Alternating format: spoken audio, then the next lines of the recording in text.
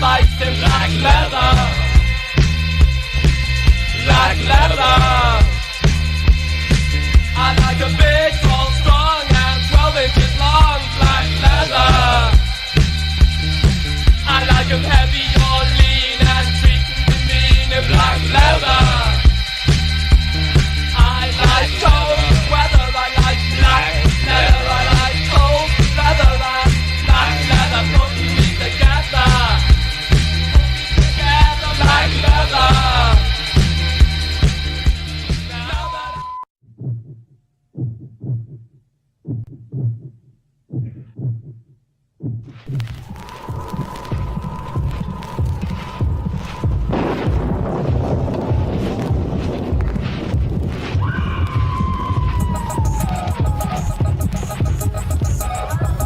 Under 17 not admitted without parents or guardian.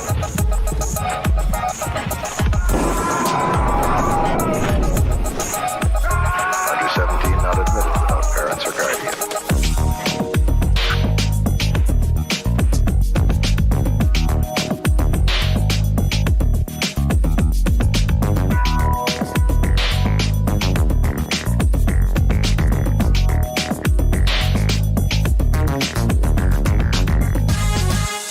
Under 17 not admitted without parents or guardian.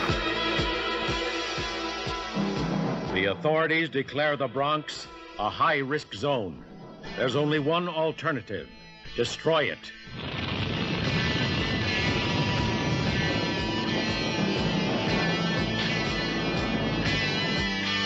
Destroy it.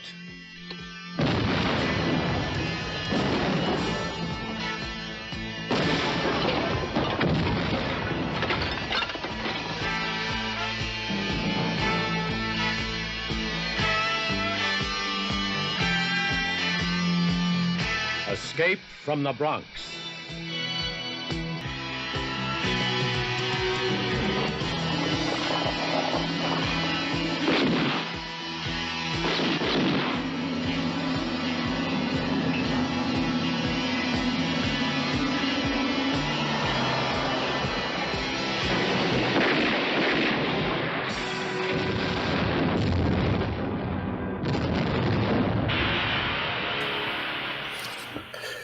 Good evening, fans of fantastic films, and welcome once again to the Drive-In Asylum Late Movie. I am Bill Van Ryn from fanzine Drive-In Asylum, and my co-host, as always, is Sam Panico from BNS About Movies. Hello. Hello, hello. Hello, hello. Hello, hello, hello. This is the third in a series that we're going to watch tonight on tonight's movie, isn't it? It's the second, but there's three movies, and there's debate about which one's the third. Oh, I honestly thought this was the third, so I'm glad you told me that. Yeah, 1990, The Bronx Warriors is the first. This is the second. And then you can either consider Warriors of the Wasteland, a.k.a. The New Barbarians, or Rats is the sequel. Because in Germany, Rats was sold as an Escape the Bronx movie. They all really feel very similar. A lot of the same cast is in all four of the movies. But I think they're all great. Yeah. Of course they're all great. Yeah. You know how much I loved Endgame. So yes. Have you seen this?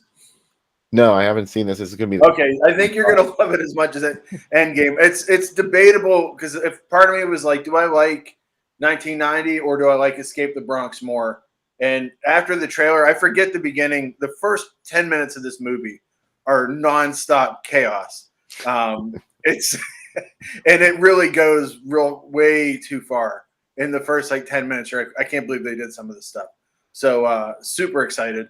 I do believe Endgame. I agree with Chris. Endgame's my favorite of all time, but this one's really good too. It's got a lot going for it. Well, I sure did love Endgame, and I was glad you chose that. So I know I'm going to love this because, frankly, this has one of those trailers that just basically shows you the whole film. So yeah, and that's that's what gets me excited about. This is not the one with the drummer.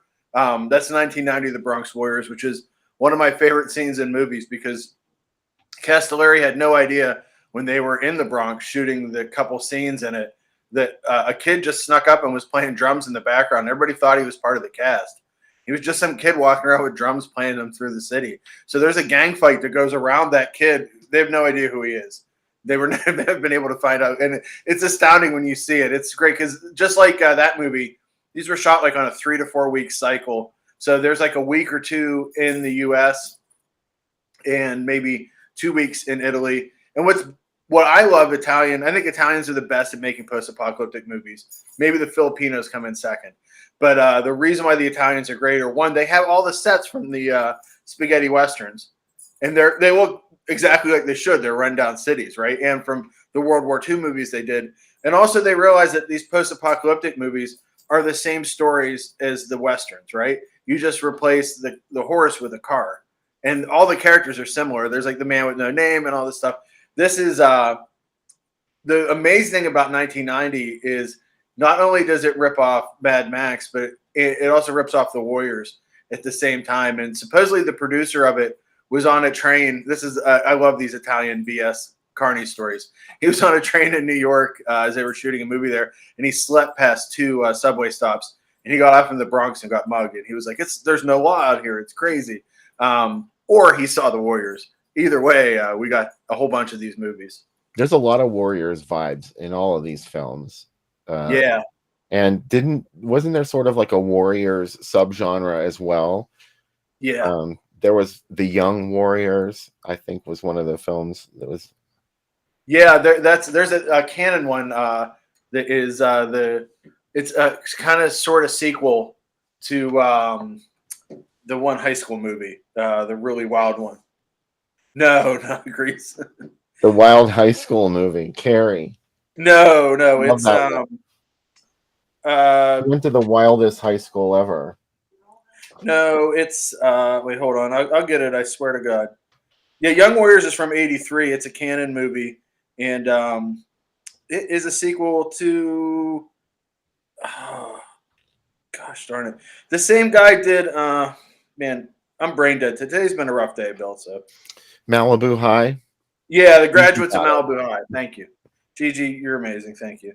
It was intended to be kind of sort of a sequel to Malibu High, movie that probably deserves 10 sequels. So yeah. I am the warrior. I love the thing that's great about both the Bronx movies is in the way that the Warriors had some gangs like the Furies that kind of pushed the limit, kind of like how crazy a gang would look. The Bronx movies take it even further. There's an entire Silver Lame gang that all wear skates and top hats. And they're kind of like the gang that was on Broadway. Like in this new future, there are no more shows, so they have to become a gang and kill people. So that's how they're going to perform. So it's like Starlight Express gone to its absolute nadir. I'm way out of my league with these genre films, and everything I know I learned from you, from reading BS about movies. I love these movies because I saw Road Warrior and Mad Max together at the drive-in when I was probably way too young to see them. Like they're pretty violent. And then these movies were all in video stores. There was an entire section of my hometown video store that was just these movies. And the art's amazing. I love all of them. I really love New Warriors, aka Warriors of the Wasteland a lot too, because Fred Williamson's in it. He's also in the first movie of this. He plays Ogre in the first one, and he's awesome. George Eastman's also in the first one too. So and Vic Morrow. So really, like the first one has like a good cast, but you get some great people in this one too. And Enzo Castellari made a lot of really fun movies. He's a very dependable VHS era director, I think, because like he knows how to keep the action rolling. And that's what do you think kind of his best known film is? The Inglourious Bastards, probably it's not. People always say the original Inglourious Bastards, but it really doesn't have anything to do with Tarantino's movie outside of the name. But Street Law is really good too. It's kind of like if Death Wish was real, because Franco Nero's character in it just gets the shit kicked out of him for the whole movie. Like he's completely ineffectual at being a vigilante. We're watching Escape 2000, by the way, not 1990. We're watching the sequel, by the way. Thanks, Tracy. And if you're looking on Tubi, it is Escape the Bronx on there. He also did The Humanoid, which is a great Star Wars ripoff. And of course, Bill, how can I forget The Last Shark, a.k.a. Great White which he also did, and Light Blast. And he debatably directed part of Sinbad, the canon movie. It was intended to be a TV show, 4-episode TV show, and then they thought it was unreleasable. Then Luigi Cosi came in and fixed it up. So it's pretty good. It actually came out really well. But I have a weakness for Lou Ferrigno sword and sandal movies, as much as I do post-apocalyptic movies. Okay, so I was confused then. So tonight's film is also known as Escape 2000. Yes. Oh, okay, I didn't know that. So it Yeah. did have an earlier release in the United States. Yeah. It had a release through New Line. Yeah. Which is pretty wild. Yeah. A lot of the Castellari movies played the U.S. because I know Keoma did and The Humanoid did too. And he did The Shark Hunter too, which played the U.S. And White Blast with Eric Estrada. I can't get past The Last Shark. I'm sorry. Oh, right? It's astounding that The Last Shark even exists. Joe D'Amato is very glad he made that movie too. Yeah, and so is Bruno Mattei. They got a lot of everybody got the footage they wanted. It was like a corpse that kept getting picked at by the buzzards. It was chum in the water. Yeah, he also made House by the Edge of the Lake too. So he's made a lot of stuff. And Vince, Ed said 2020 Texas Gladiators. Love that movie too. Really, if any Italian post-apocalyptic movie, I'm gonna love. But Endgame's still probably the best. This has a really great writer too. Tito Carpi wrote this, who wrote Marta, which I've gone on many times about loving that movie. And he wrote 3 of the Sartana movies, which have the greatest titles. I Am Sartana, Your Angel of Death. Light the Fuse, Sartana is Coming, and Sartana's Here. Trade your pistol for a coffin. I really don't think you can get better titles in those movies. I know that I've seen Marta, and I think it's amazing because that was one of the movies they showed on Chiller Theater. Chilly Billy showed Marta. It's in the package that I wrote about for the last issue of Driving Asylum. Yeah, and I just can't remember it. Like, I know I watched it because I remember thinking, what the hell is this movie, and why is it on Chiller Theater? So yeah, I know I watched it. You should really watch it again because it's your kind of movie. It's like very Hatchet from the Honeymoon adjacent. What is my kind of movie, Sam? A movie. Well, one, a movie where a woman slowly goes crazy. Okay. 2, a movie where things slowly build in fever dream like fashion towards something, anything, and also it's got a lot of fashion in it. This hits a lot of things. It does have some furniture too. So okay, here's the thing. I thought Escape 2000 was also known as Turkey Shoot. No, well, there is another name for Turkey Shoot that has a similar title too. Yeah, you're right. It gets, and that's also a post-apocalyptic movie, but that's Australian. Okay, that's why I got confused. There's no ad gallery, by the way, because I couldn't find any examples of this playing in the United States. But if it's Escape 2000, but see, the Escape 2000 that I have an ad for, it stars Steve Railsback, Olivia Hussey, and Michael Craig. Yeah, that's Turkey Shoot. So it is definitely Turkey Shoot. Yeah. Okay. Well, maybe it was only known as maybe tonight's film was only known as Escape 2000 on video. Do you think that's possible? Potentially, yeah, that sounds very possible. Hence these beautiful videotapes that are down here beneath us. Also, I forgot to say, Tito Carpi also wrote another movie you hate, love, Bill. Tentacles? Tentacles, yeah. So, I do. I love it, and I hate it. And I also realized when I reviewed it this week that oh, you got it. Good. It came in today's mail. That's how much I hate Tentacles. I bought it. Oh. And I don't know. Like I was talking about it with Gigi last week, and there's nothing really that good about Tentacles at all, and yet I wanted it. I wanted so much for it to be a good movie that I just still keep watching, and I'm like, one of these days I'm going to watch it, and it's going to be a really good movie. Hasn't happened yet. I think what I love is that we kind of decided why those scenes just go on over top of stills. Oh, we got chat spam. Yes, we did by Naked HD XYZ online strips without clothing. Please don't click any links from those disreputable sources. But those are lips and water and stuff going on. I feel like clicking. Are you sure it's water? It smells like a swimming pool. Anyway, but this movie was shot 18 months after the first Bronx movie, and one of Enzo Castellari originally hired Mark Gregory, who's trash, the lead from the last movie. He was found working in a gym. The story that they gave the public was that there was they had tried to get 1,000 people really to be the lead of the first movie, and his girlfriend had sent in his picture, and that's where they found his picture. That's not true. He was like a weightlifter. They found he had lost so much muscle mass between this movie and the sequel. That's why he never takes his jacket off in this movie. So because they were upset that he was no longer buff.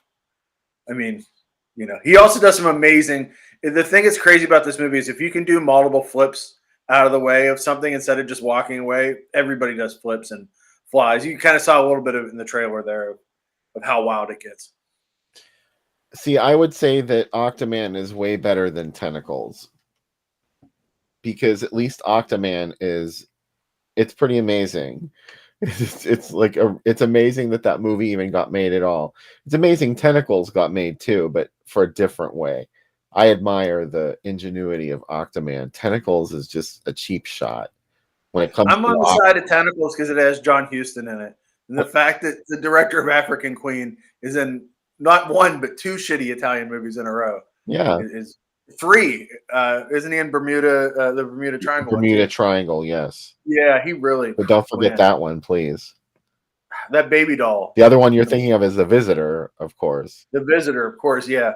So he really could have made as many as he could. Oh, Methadone for Life said thanks for the film. Keep them coming. So wait, is that spam or is Methadone for Life? I don't know. I hope it's not spam. There's a lot of going on here. Hey, but whatever. See, this movie's got, I would say, a cast of big stars, but only big stars in my world. Henry Silva. I think Henry Silva is probably a big star, right? Yeah, maybe? Yeah, absolutely. In fact, he was one of those stars, sort of like Farley Granger. Yeah, that ended up in a lot of Italian films. Yeah, and I love him in Italian, was he? Henry Silva. I don't believe he is. No, he's American. He was born in America. Yeah. Okay. And we have Antonio Sabato as Doublon. He is the father of Antonio Sabato Jr., who was something of a direct-to-video star himself. He's in another Mark Gregory movie that I absolutely love, Thunder Warrior. There's three of them. They're all Rambo, except the Native American Rambo. They're all great. Bo Svensson's in at least two of them. And someday they're going to come out on Blu-ray. And it's one of those movies where I keep like, should I buy the bootleg or should I wait to the Blu-ray coming out someday? Bo Svensson, he was in Night Warning, which I read about on BNS About Movies. You mentioned it. One of my shout outs for your he's very problematic in Night Warning. That's well, that's the kind of movie Night Warning is. It's that's his whole character is he's like this, homophobic, probably deep in the closet sheriff, and he's after the gay folks in town. What was the grouping of those movies you chose was queer horror? Yeah, because the originally Day of Silence was on April 8th. Yeah. And now it's moved to the 22nd this month. So I kind of wanted to just focus on movies that have like queer horror themes and just try to open my mind up a bit about them. So a lot of people helped me out coming up with ideas. I appreciate it.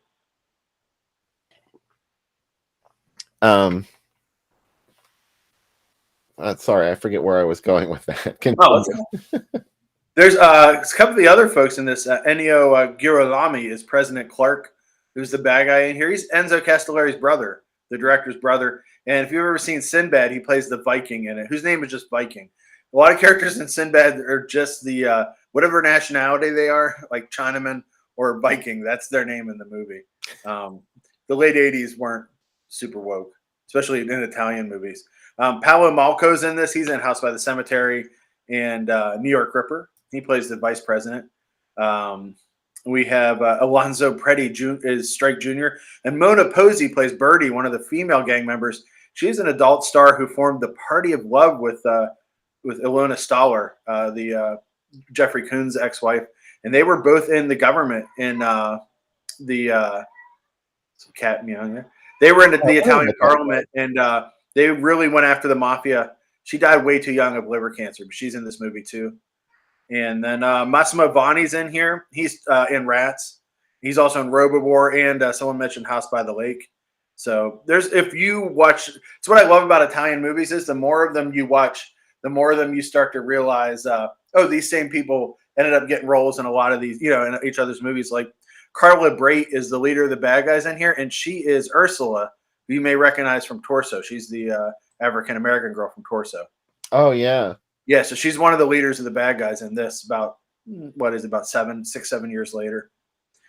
So it's kind of cool that some of these folks repeat. My favorite actor in it, obviously, I've written a lot about him, is Mark Gregory, who had like about a 8-year career of being in movies like this, and just found out, literally, the world just found out a month or two ago that he died like 10 years ago, which is pretty wild. Bummer. But he's in all 3 Thunder movies, and Adam and Eve versus the Cannibals, which is a baffling movie. That it's what I love about Italian filmmakers. They're like, we know we got the Bible, we know a lot of people read it. What if we just came up with our own idea of what Adam and Eve was about? And you'll never see anything like an Italian dubbed voice of a snake talking that has an Italian accent as the snake in the Garden of Eden.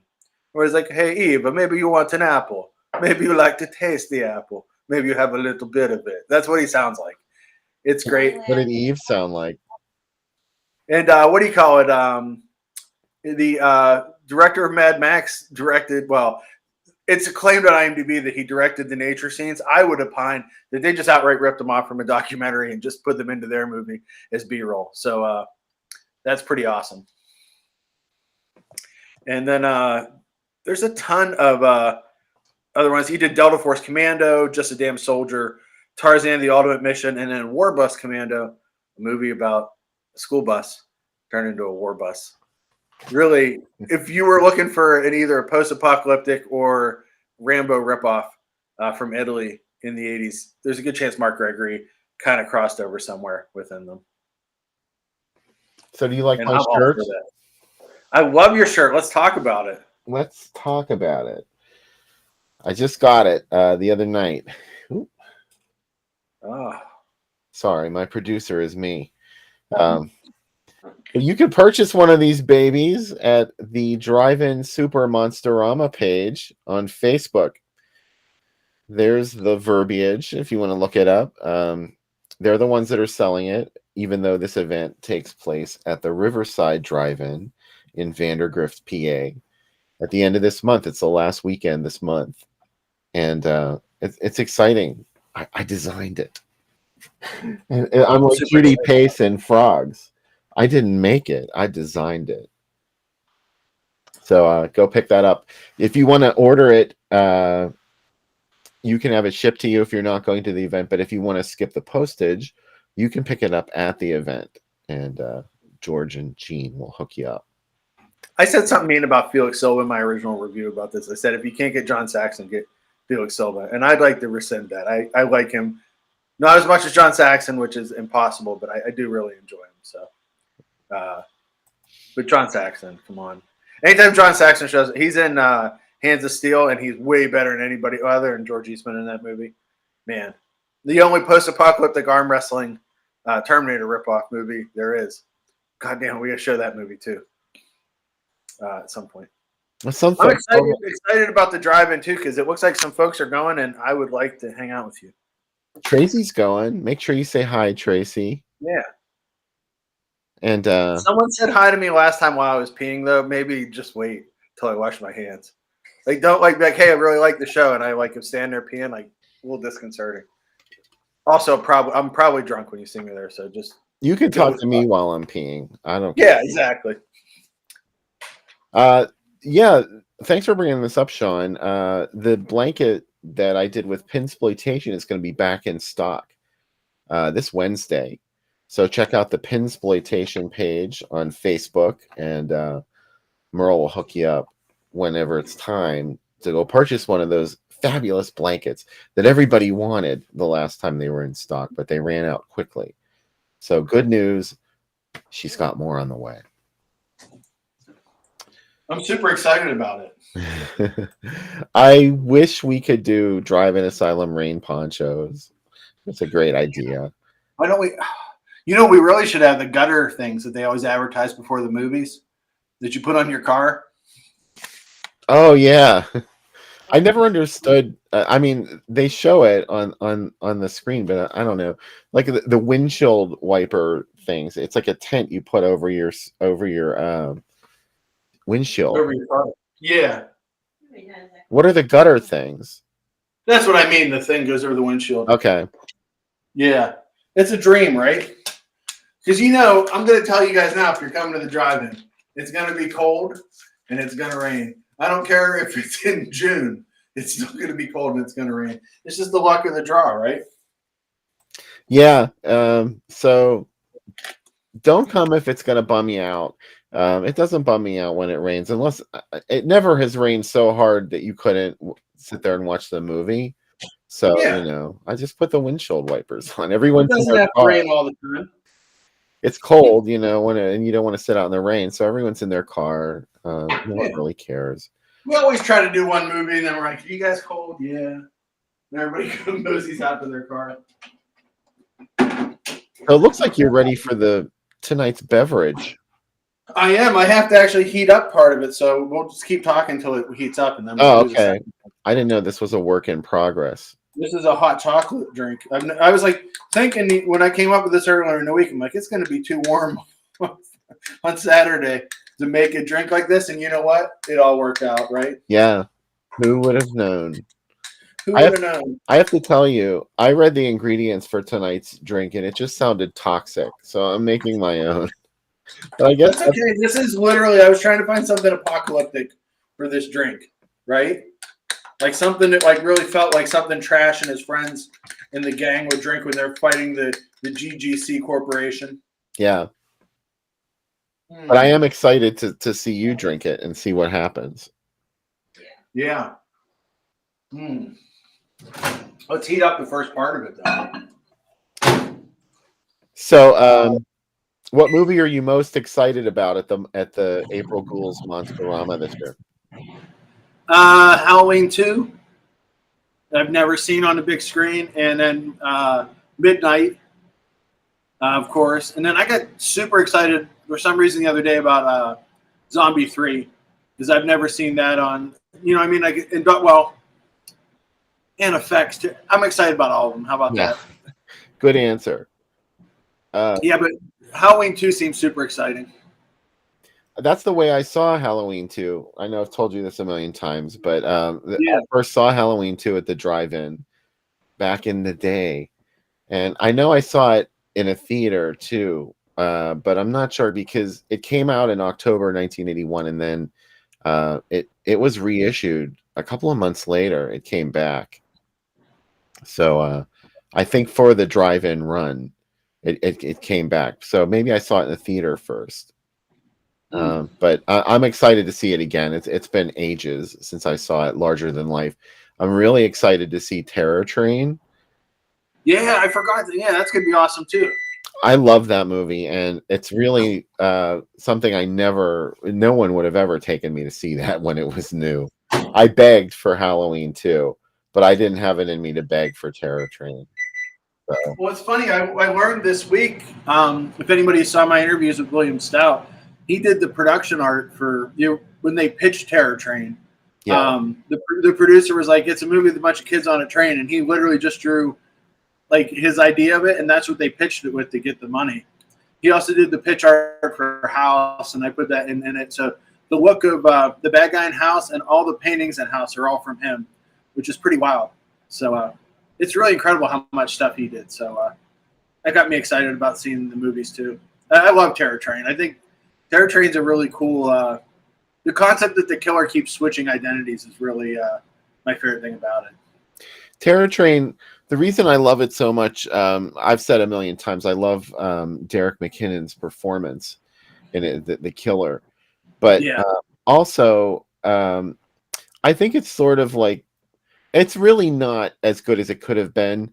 And I think I like the potential that it had more than anything else. It was way too restrained for that era.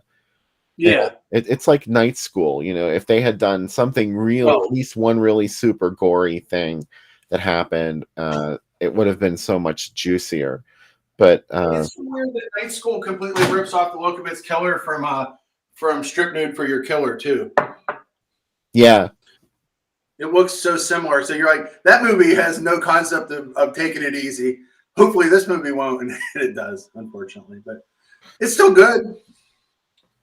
So let's make a drink. How about that, Bill? okay, yeah, Let's drink. So this is the Bronx Apocalypse. What could that be like? So it's going to start with, you start with the hot chocolate, and then we're going to pour this in. 3/4 of an ounce of Southern Comfort. How Southern? no. Maybe it's a Southern Bronx. I locked myself out of my liquor cabinet. You did. Yeah. I just want to do that. Pardon the visual disruption. Here, I'm going to make 3/4 of an ounce of vodka. Oh, boom. Hey, there I am. Hello. We're going to do an ounce of peppermint schnapps. Kind of like we're in a sorority or something. Let's see if I can get this open. Yeah, I think that was the ingredient that was a bridge too far for me. The peppermint schnapps. In case you're wondering how I lost that tooth, that's probably it. Did it happen right on the air? No, it's been gone forever. It's from hockey. From hockey. All right, so we've got the peppermint schnapps in there. Then we're going to follow that up with a 1/2 ounce of Kahlua. You know what? Let's not even measure it. Let's just go in. And we're going to do an ounce of creme de menthe. Happy St. Patrick's Day late. Isn't this the craziest drink? It is the craziest drink. It's going to make me sick. I mean, we all know what's going to happen. Well, first we Finally, sell it. yeah. Finally, 1/2 ounce of bourbon. Boy, what a mix. Becca said it smells bad from the other room. She's not good. Usually I try to get her to take a sip of stuff. I appreciate that olfactory commentary. Yeah. This really feels like the kind of drink that a snake oil salesman would sell to you in the 1800s. Right? Don't knock snake oil till you've tried it. Yeah, exactly, right? Don't knock rattlers. All right. The tension is high here. The stakes are high. I'm ready to drink this. Pretty exciting. Do you shake it or no? You stir it. Oh, Shake and not stir. mine you have to shake.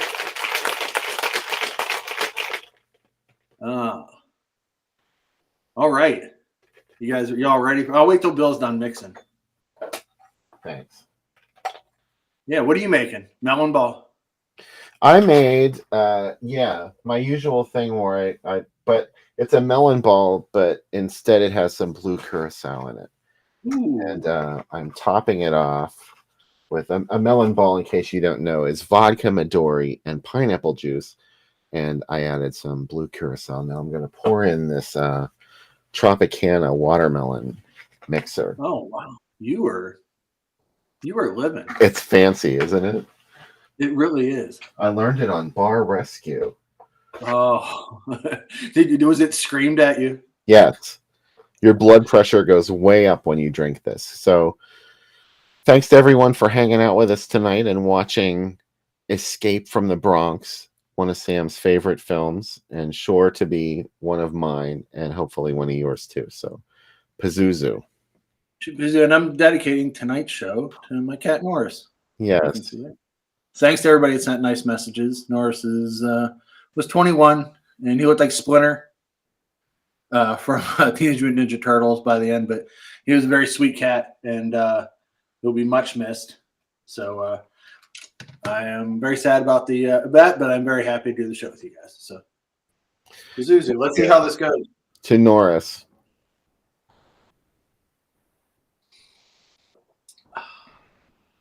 Well, that tastes like apocalyptic hellfire. Mine is a tropical delight. I love it.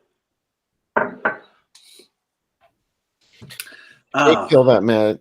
Thank you. Yes, thank you. Matt caught me when I was a guest on Newcastle After Dark. We watched Children Shouldn't Play with Dead Things. Oh, man. I just saw the guy who played the corpse in, he's in Porky's 2 for a little bit. Another movie by the same director. Or, well, not the same director, but same writer. So that's pretty wild that he showed up there. That movie is filled with, Porky's 2 is filled with grindhouse people because what's his name from Blood Feast is in it? The main guy from Blood Feast is in it, the detective. So a good one.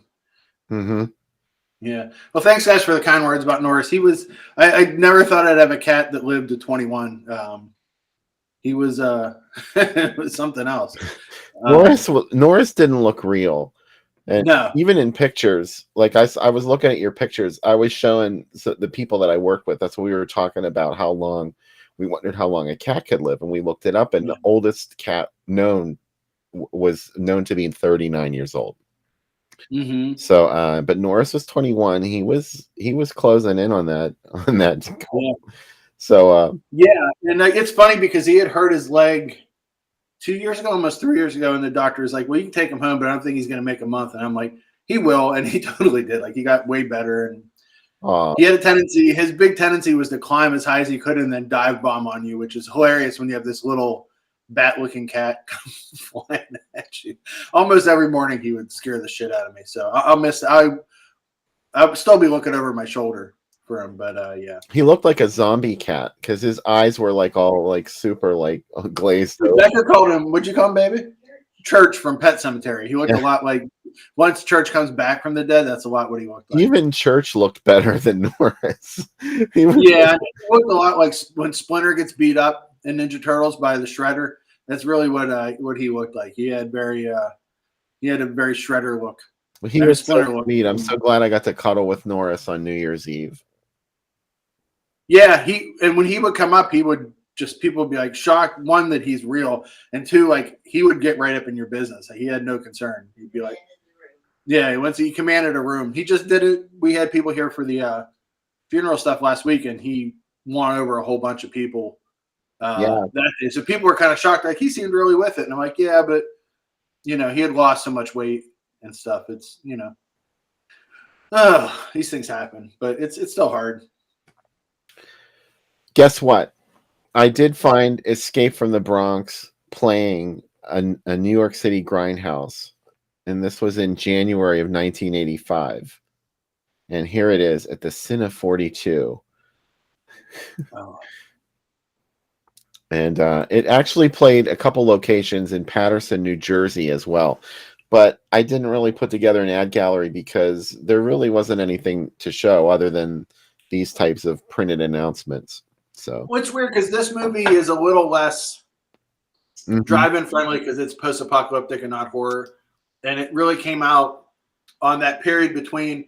I remember reading Joe Bob's column when I was young, where they were always about, here's all the drive-ins closing and how evil video stores are, So this is really on the edge of movies being more about their video releases than their drive-in releases. While we do love video, maybe we lean a little more towards the drive-in.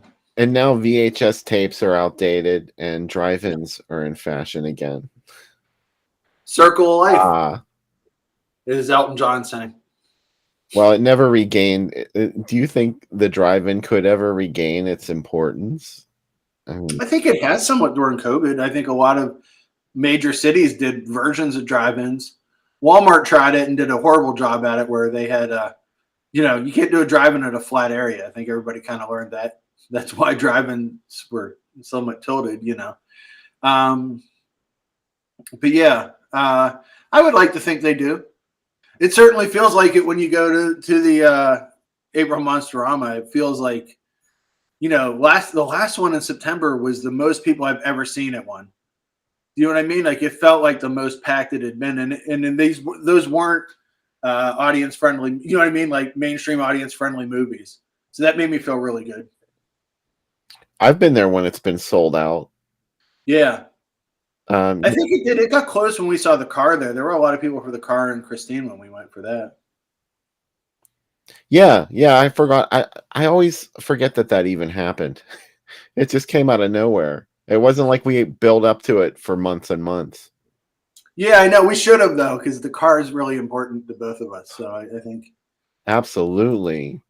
Oh, man. Any movie that has Anton LaVey's car in it and starts with a quote from him, and a car goes through a cemetery and chases a marching band.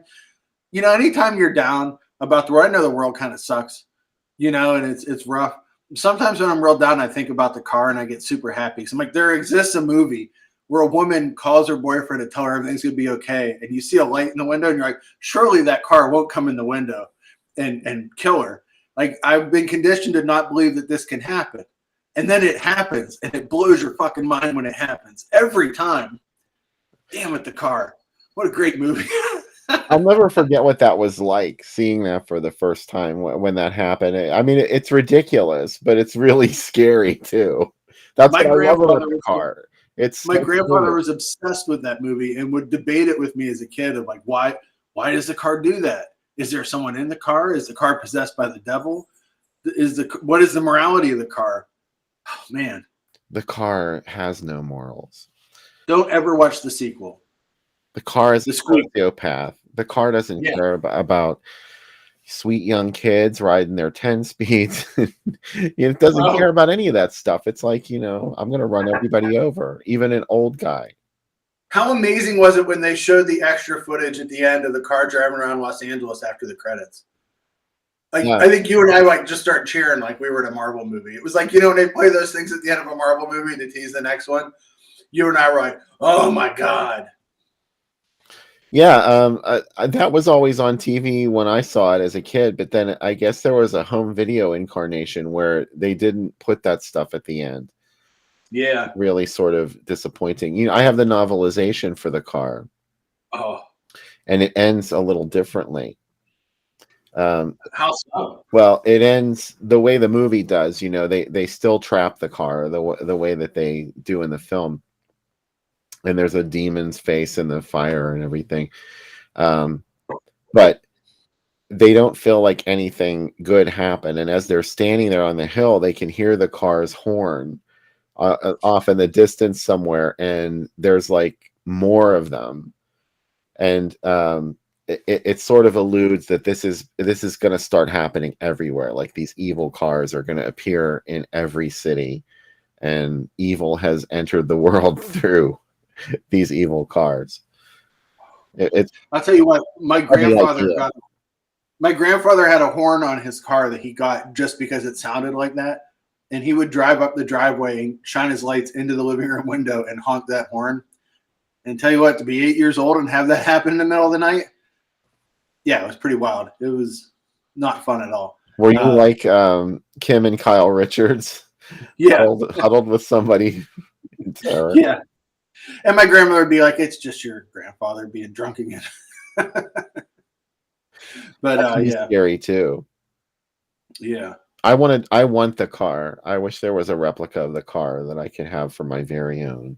I think they made like a metal one of it. There's also a Phantasm one that somebody made too around that time of the Hemi-Cuda.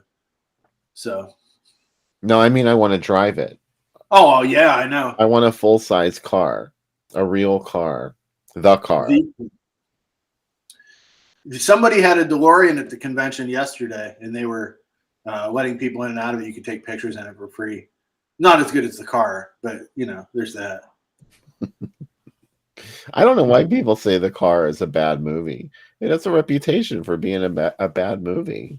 Becca won't watch it. Even went to the drive-in. She purposely went to sleep so she didn't have to watch it. She just laughed. She laughed, and she knows how much I love the car. Bill bought me a car shirt, and I wear it all the time. The car is like Jaws on land. It's great. Yeah. It's got so much tension in it, and like just great scenes. I will go on record saying that I love the car. I agree with Mike Justice. It's kind of critic proof to me. It's ridiculous in the best ways because you're like, it's like what if a car hunted people down and killed them? And you're like, you know what? I want to fucking watch that. I don't care. Like, you know what I mean? I don't need anything else. You're like, that's not going to happen. It's like, these what crazy. What if a car chased a marching band into a cemetery? That's not going to happen. I would love to watch that. I'd watch that if it happened right now. I watched it It was on HBO every night. I mean, every Sharky's Machine, The Car, and Biggles. I'm trying to think something else that would be an HBO. Little Girl Who Lives Down the Lane. Yeah, the big one that was on HBO, and Food of the Gods was another one I saw on HBO a lot. Flash Gordon was on a lot too for a while. There was a good period later. Yeah, that had to have been 81 when Flash Gordon was on. I saw Flash Gordon in a theater the night it opened, and it was packed, and everybody was like screaming and cheering. It was an incredible experience. I saw it the first day. I saw it 3 times the first day. I told my parents that I had to see it again, and we went to get something to eat, and I begged them to see it again, and we did. And whenever they fought at the end, I stood up in my seat and screamed, "Kill Mang!" at the top of my lungs. That lady that yells cat poo in the car, I love her. Yeah. She needs her own movie. I saw Ed brought up Super Fuzz, which is another one that was on all the time. I saw Super Fuzz at the drive-in, and holy shit, that's another movie. I really want to show it on this show, but everybody will hate me if we watch Super Fuzz. Super Fuzz? Yeah. How did anyone hate you for that? Have you ever seen it? Yeah, I've seen it. Of course I've seen Super Fuzz. Sergio Corbucci did it. Like, he's like, I made The Great Silence. But what if I made a movie where a cop turned into a superhero and Ernest Borgnine froze under the ocean? I think I need to atone for all the violent movies I made by having Terrence Hill play a super cop. So, yeah, I still love it. I got a couple other things other than tentacles, and you showed these on the show already, but I can show them tonight. Well, here's tentacles. And these are from Kino Lorber. I ordered these, and they just arrived in the mail. And this fabulous new... Oh, I haven't got that yet. Dr. Phibes Double. So, yeah, this awesome. I haven't even opened it yet, so I can't even offer any opinions on it. But I know it's going to be wonderful. I know you're going to want it. So order it now from Kino Lorber, as you should order this little ditty. Yes. They just resurrected from Code Red and reissued by Kino Lorber. Screams of a Winter Night. You know, sometimes I wonder if everybody can hear those screams or it's just me. And I'm always glad to know that other people can hear them too. And they have a sale going on till the 16th, and a lot of their old catalog stuff is just like $8.99 for Blu-rays, which is ridiculous. And the new ones I think are $17.99. Treasure of the Four Crowns is coming out from them with 3D glasses, and man, talk about a movie that makes absolutely no fucking sense. That's coming out. So, and Dynasty in 3D you can get from them. Revenge of the Shogun Women in 3D. They have The Mask in 3D. They have a ton of 3D stuff and really good stuff. I agree with that on Super Fuzz. The movie's nutty. And if you like that song Super Snooper, stay tuned. You're going to hear it 500 times. Why does everyone get so excited about slip covers? I'm guessing that's what Matthew's joking about here. Yeah, I don't get it either. Did you see the Vinegar Syndrome did that blank thing that was in their sale? It was just like a blank translucent slipcover with nothing on it. It's sold out, of course. Of course. Wonder if it'll be on eBay for $500. It will be. You know how these things go. Oh, I do. And I'm always the last to get them. That's why sometimes if I jump on something, there's still 1,000 of them 5 years later. But oh yeah, if I say, you know what, I can't afford that right now, I'm gonna wait. It's gone, and only 25 people got one. It's on eBay. So do Do you want me to show my stuff now, or wait till the second segment? Well, go ahead. Now that you said it, you have to do it. Becca, you want to show off your stuff? Okay, Becca got some stuff yesterday. She's really excited. Becca got to meet Ethan Embry, so she was really excited. She posted a picture. Becca loves Empire Records, and it was Rex Manning Day yesterday, so how perfect, right? Yeah. He sang a song to her. I was not jealous At all. Where's your wallet at? Is your wallet in here too? Yeah, Becca got this. This is her birthday gift early. This beautiful Halloween purse. Followed by, who else has a Halloween 2 wallet that has Michael Myers on the other side of it? So that was Becca's gift. Not me. Wanted to show those off. Look for it at the drive-in. She'll be carrying us at the drive-in. Yeah, wearing all that. Look for Naked HD XYZ strips online without clothing. Spurt at the drive-in as well. All right, here's the movies that I got this week. Bill said, "Aren't you obsessed with this movie enough? Tough Guys Don't Dance." I got that this week, and I'm really excited about this. Who knew there was a sequel to Midnight? Midnight 2, a direct-to-video sequel to Midnight. No idea, but I got it. Be on the site soon. This came from Mill Creek, Up All Night, the series. And then Mill Creek's been putting out these really cool, again, you guys know my weakness for Mill Creek box sets, but these Through the Decade sets, which have a ton of movies. But I love this one because it has Blue Thunder on it, a Dan O'Bannon written movie. So, and Band of the Hand and The New Kids, which I really like that movie. So that's cool. And then this is the 90s set. 10 bomb blockbusters from the 90s. I don't know if bomb blockbuster is a good thing, but they put it on there. And Anaconda and I Know What You Did next summer's on that. And then finally, Wild Things on UHD from Arrow. I've never seen Wild Things. How's that possible? I grew up in the 80s and 90s. I never saw it. And finally, last thing, I talked about this book and I did an interview with them. And actually, the Bronx movies are in this book. Ed Glazer's book, How the World Remade Hollywood, which is an entire book about cultural remakes across the world, and how the different countries redid James Bond movies, redid Star Wars movies, redid Rambo movies. And this book's wonderful. Ed's really smart too, so we had a good time talking to him. And that's what I got this week. Super excited. A special hello to our viewers on YouTube, because this is one thing I don't like about this chat setup. We don't see everybody's messages. Like, only the Facebook crowd sees the Facebook messages.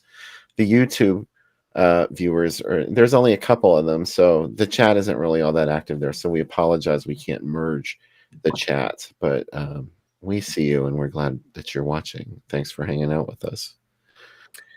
And also, if you like shot on video movies, Visual Vengeance has a lot of really cool Blu-ray. They put out their first 2 Blu-rays. I don't know if you guys saw them, but they put out the Necrophiles and Bloody Muscle Builder from Hell, which is a Japanese Evil Dead clone, both shot on video. And they're putting out really cool box art and tons of extras and stickers, and they're really cool packaging. So really excited about their releases. And that's first 2 are on Diabolic DVD now. So much great stuff coming. What an era we're living in. We are. Bill and I also did a third secret project, which I'm still not allowed to talk about. But we did another one, and holy shit, this movie. Wow. I think Bill will agree with me. I went into it thinking I'm not going to like this, and I came out of it being like, wow, I really, really, really dig it. Yeah, me too. I have to agree. I've thought about it a lot more since we did it, and I'm like, that movie is ridiculous, and I really love that it exists. It's like one of those weird kids you make fun of, but you love them. Yeah, Hi, Mandy. I really dig it. Mandy's on YouTube. Oh, cool. Yeah, it's so frustrating because I want to talk about this stuff so bad because it's kind of cool, but we will talk about it way too much once we're able to. So enjoy this quiet time while you. Yeah, and also last Sunday, Bill put out the Messiah of Evil commentary track, which if you didn't get a chance to listen to it, it's up on YouTube on the same place probably you're watching this. You can listen to us talk over a movie, and hear us talk way too much about a movie. Yeah, if you're following us on YouTube, you can look through the videos and find it, or if you're watching on Facebook or from wherever, make sure you go to our YouTube channel, Groovy Doom, and I posted our audio commentary for Messiah of Evil. One of our We're working on probably say about it. Maybe one a month, somewhere around there. No set schedule, but we kind of want to do a couple of those. So if you have any requests for movies you'd like to hear, not like, hey, I'd like to hear you guys do Star Wars. More like, yeah, we don't want to. We'll go to copyright jail. No. You know what kind of movies we could do? Yeah. There's a lot of like Marta. I think it's okay because I think you can post a video. It doesn't matter what movie it is as long as the audio isn't in it, because you're not really posting the movie for other people. And like, people can't watch that and be like, oh, now I'm following this movie. I don't think it's the same thing if the original audio isn't in it. So it'll just be Sam and I talking. Yeah. Yeah. Also, Matt brought up the interviews I did with William Stout this week. Yeah. It's pretty wild. Like, I didn't even prod him at all for the canon knowledge. And he was like, yeah, I went to the premiere of Delta Force, and it was in 4 parking garages. And Charles Bronson had his own parking garage with his own chef. And I got to hang out with Charles Bronson. I'm like, I know you created what the Predator looks like. And I know you created what the He-Man movie looks like. And you did all the Conan movies.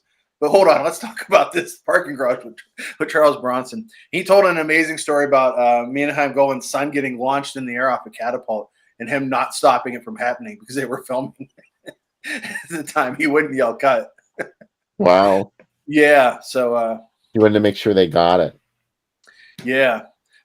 Chris said, how about we do I Don't Want to Be Born? It'd just be me and Bill saying, oh, poor Joan Collins, the whole movie. Poor Joan Collins. You know, she has a giant ant problem, a killer Santa problem, and then this demon baby. How amazing. Again, I say all the time, like, if you're feeling sad, just think about that scene in that movie where Joan Collins goes to communicate with the ant. Like, that ant thing actually existed. This was not CGI. Joan Collins was a somewhat big star. She's like, I can imagine she's like, I have to deign and she became a much bigger star after that, thanks to Dynasty. She had to deign herself to go up and talk to this giant rubber bug. She got gassed by a giant ant. Yeah, she's like a sex symbol, and she's up there talking to this rubber bug. Holy shit, movies are great. That's a good idea. One more.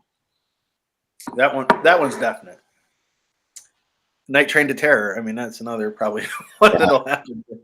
Yeah. I love I Don't Want to Be Born. I love the idea of it. I love how ridiculous it is. I love that the dwarf is called Hercules. There's a lot to love about that movie. Everybody should do Curse of Bigfoot or movies adjacent to Curse, but I can't say it. Homework, Joan. That's one of your faves, isn't it? Homework. I got Homework for 50 cents at the AmVets store. I got that, Phantom Empire, like The Bitch, or The Stud, I mean. Like a whole bunch of Joan Collins movies. And I only thought some 90-year-old man that was a pervert must have died. And his family was like, what are all these Joan Collins movies doing? And they just sold him off to the AmVet store. His loss, my gain. Lurkers is another. Why wouldn't she want to keep that to remember him by? I think, I said to Becca, I said, when I go, I said, I don't want any services. I want everybody to sit and watch the DVDs of me, and I will haunt you guys through these DVDs. So everybody will just have to get together and watch Strip Nude for Your Killer or Yellow in Venice or something just really upsetting and be like, we really miss Sam. And this movie is so horrible. Wait a minute. Is this permission to raid your video collection that you're giving I think us? Becca knows how much it's worth. So no, it's not. She's like, she realizes now how much it's worth. So. It could be like when they eat all the ground beef in the Messiah of Evil grocery store. Everybody will run over to your video shelves and just start pulling things off. Yeah. And Matt brings up he wants to see more Jose Larraz and Roberta Findlay on this program. Yeah, all about that. Wait. Let's show Tenement. Oh, boy. Yeah, we haven't done a Findlay, a Roberta Findlay. Well, we did Shriek of the Mutilated, but she didn't direct that. I love that she said that Tenement is her childhood? If so, holy shit, crazy. Yeah, I love all her movies, and that band is not awful, and that song is called "Dance with Me," and that movie is wonderful. Becca just started singing it. My dream of doing stuff, the commentaries we do. My dream of doing movies is that we do a box set of all the movies that are in the different cuts that are in Night Train to Terror, and then Savage Journey, the movie that Philip Jordan made that's about the Mormon church. And speaking of Bigfoot movies, Cry Wilderness, another movie he did. How did one person make so many insane movies and also somehow win an Oscar that wasn't his and do Day of the Triffids, which I doubt he did? I could talk about Philip Jordan as Mike Justice. Sometimes in the middle of the day, I'll just send Mike Justice and Philip Jordan. I sent him one the other day. I'm like, he didn't write Day of the Triffids, right? His secretary did. So anything else we should talk about pertaining to Escape from the Bronx before we go to the movie? I love this movie again, like I said, and I am super excited that everybody's going to watch it. Sometimes I get worried when people watch, like Endgame, I'm super protective of, right? Where I'm like, people are going to like this. But you know what? Like, I fully know this is a mystery. This was on Mystery Science Theater, and it's bonkers, silly, and stuff. But I really like this movie. Also, when you get to Trash's house in the beginning, two things. One, there's a picture of him on the wall that his family has. All it is a poster for the first movie. It's not a picture of him, which is awesome. So in this movie, does the first movie exist? And on the other wall, his family has a Tom of Finland poster. Why would his family have a Tom of Finland poster on their wall? Unless his dad wasn't talking to his mom that much. So, well, pretty rad. Whose family doesn't have a Tom of Finland on the wall? I mean, it takes a village, right? An Italian village. It takes the village people to enjoy Tom of Finland. I guess I like Tom of Finland, but that was like back before I was desensitized. Images of gay erotica. Yeah. Now that I look back on it, it's so ridiculous. Oh yeah, I know. But you know what's it's funny, when that song was playing, speaking of the leather song that you did for the break back, is like, what is this song? What? She enjoyed it.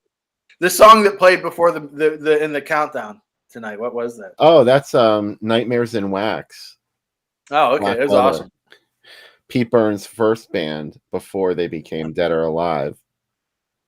Nice. I think today, I don't know, in one of my Facebook groups, a lot of people were talking about the death of Pete Burns, and I think this might be around the time that he passed. I'm not sure. But that made me very sad when Pete Burns passed away. But we'll always have his memory, his many videos of Big Brother, celebrity Big Brother that are out there. And of course, oh man. Also, I got to tell you guys, like, it's so weird now to see the Drive-In Asylum cave or whatever we call it, the Bill's headquarters here, because I was inside there this week, and it's like neat to kind of like break the matrix and go inside Bill's compound, as it were. The end credit song, Eldon, it's the same one that you hear for the intro all the time. It's called Cinema 6, and it's by Buzz McCoy of My Life with the Thrill Kill Cult. He had a solo record out a few years ago called Moda X, and that's one of the tracks on Moda X. And I got Buzz's permission to use it, so I'm not ripping it off or anything. The other stuff I rip off. I'm going to post the link real quick in the comments before we leave so everybody can get it. The link for the movie, because a couple people have asked for the link to the movie. It is on Tubi. You know what? I totally forgot to post the link. What am I thinking? I was a gatekeeper, and I was like, I got the DVD. It's on Tubi, YouTube, and if you have Roku, it's on the Roku channel. But I'm gonna post the YouTube link right now in the comments. Give me 1 second here. I have it on YouTube. Yeah. I'm gonna post that link. Sorry, I'm gonna read it out loud, so it takes forever. I'm gonna fire that producer. I swear to God. It's HTTP:// No, I'm just kidding. No. Come on. It has to be clickable. It's clickable. I'm posting it in 1 second. I'm getting there. I don't think you can click it from the chat, though, can you? I don't know, but you can copy and you should be able to copy and paste it. If you guys go to, I've actually made a category for all the shows on the. I have it on YouTube. Yeah. Yeah, there's the link. You guys go to. Why do I hear myself? Because I was copying and pasting it, and okay. you're a little bit off. Yeah. There's also the regular Tubi one on Tubi. There's the if you look up Escape the Bronx and not Escape 3000, there is the non riff tracks or Mystery Science Theater version. So I posted the link on Groovy Doom, so it's up there now. If you refresh the page, you'll be able to see it. Yeah. And I don't know. I forgot to look and see how much. It's an hour and a half. Yeah. So we'll be back on around 1:30 to talk some more about Escape from the Bronx, and who knows what else we'll bring up. You know how those final segments go. Yeah. So we'll see you back here after Escape from the Bronx. It says first feature, but it's our only feature, because tonight we are the Drive-In Asylum late movie.